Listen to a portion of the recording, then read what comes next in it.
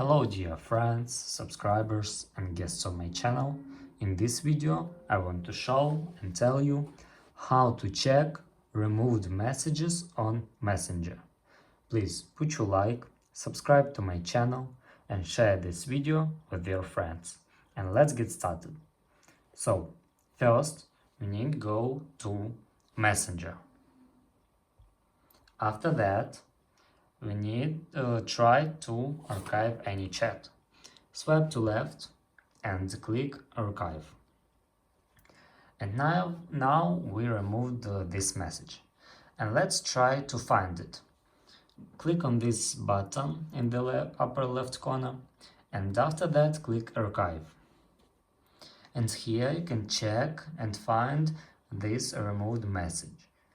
And if you want to unarchive, you must swipe to left and click on this button. And that's all. This is very easy way to check or remove messages on Messenger. And that's all. If you enjoyed this video and found it helpful, please put your like, subscribe to my channel and share this video with your friends. Bye bye everyone. See you later.